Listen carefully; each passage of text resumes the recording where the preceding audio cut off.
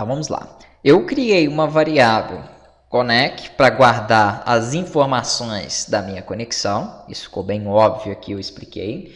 E por último, agora eu criei uma variável chamada com, que vai executar esta minha conexão. Então, quando eu chamar um método de abrir conexão, esses métodos serão chamados nas telas, nos nossos formulários, né? Eu vou querer que ele faça o seguinte, ele pegue essa minha variável de conexão e dê um open nela. Só que aqui, ó, quando eu fizer esta informação com .open, para ele abrir a minha conexão, ele dá um erro, porque ele vai exigir que eu inicie antes essa conexão. Então aqui está um cuidado que você deve tomar. Você pega essa variável de conexão do MySQL Connection, né, poderia ser qualquer nome, e instancia ela aqui, ó, MySQL Connection, falando para ele o seguinte, por que isso? Porque beleza, tudo bem, eu estou pegando a minha variável de conexão e estou abrindo a conexão. Poxa, mas qual conexão? Qual banco de dados? Qual servidor? Então, quando eu instancio essa variável, ele me pede um parâmetro aqui dentro. E qual parâmetro é esse? É justamente qual o banco de dados ele está acessando, né? Aqui no caso que é o hotel, onde está esse banco de dados, qual o usuário, qual a senha. Eu tenho todas essas informações aqui dentro, ó, dentro do meu Connect, beleza? Como eu utilizei o meu MySQL Connection, deixa eu ver porque que ele está dando esse erro aqui, ó, letra minúscula, né? Então está escrito errado. Ele me pediu esse parâmetro. Então, em vez de eu passar, eu poderia simplesmente, em vez de criar essa variável, colocar tudo isso aqui dentro. Mas é uma coisa burra, então nós estamos organizando melhor o nosso código. Então, eu tenho primeiro que passar as informações para a minha conexão, para depois eu conseguir abrir ela, beleza? Aqui ficou faltando ponto e vírgula, por isso o erro. Tá, ok.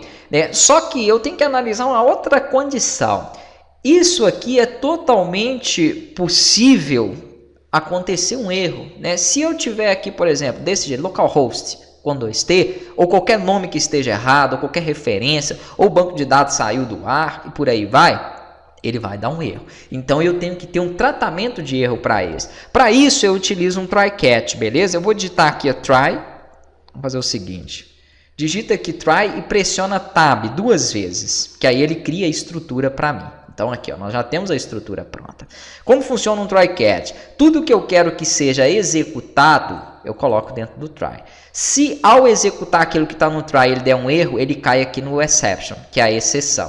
Então, se ele der um erro, eu vou colocar aqui, por exemplo, uma variável chamada x, né? E aqui eu posso chamar essa variável para que ele possa me mostrar. Então, quando ele der um throw, eu quero que ele dê um throw, que é para mostrar esse erro da exceção. Então, ele me mostra, pode ser o nome do banco de dados errado, pode ser o nome do usuário. A gente vai fazer uns testes aqui, beleza?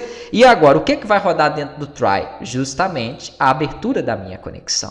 Então, enquanto ele estiver abrindo a conexão, se acontecer algum problema, ele cai aqui, ele aborta e cai no catch e me mostra o erro.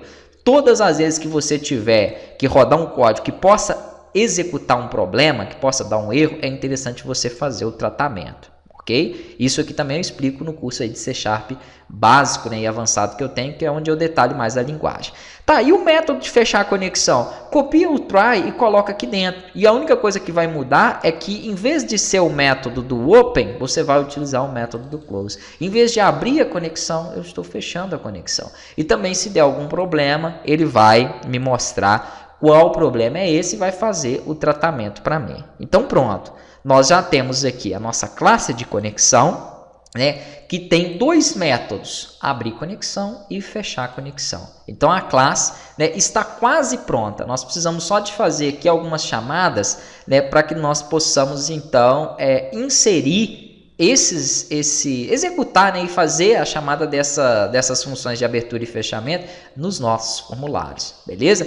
Aqui também nós vamos estar declarando depois outras variáveis que nós fomos utilizando, né, no decorrer do nosso projeto, que sejam variáveis globais, e eu vou explicar também melhor isso. Aqui a função de abertura termina aqui, ok? Aqui a função de fechamento termina aqui, e essas duas são abertura do namespace e abertura da classe. Por que eu estou, né, separando elas aqui, ó, descendo elas um pouco mais? Porque depois, quando eu for declarar outros elementos, eu vou estar colocando eles aqui abaixo, beleza? Então isso vai facilitar um pouquinho mais. Aqui nessa string de conexão eu posso colocar um comentário que é a conexão com o banco de dados local, porque depois, quando eu tiver que hospedar ele, eu vou comentar essa linha e vou colocar, né, a minha conexão apontando para o banco de dados no servidor.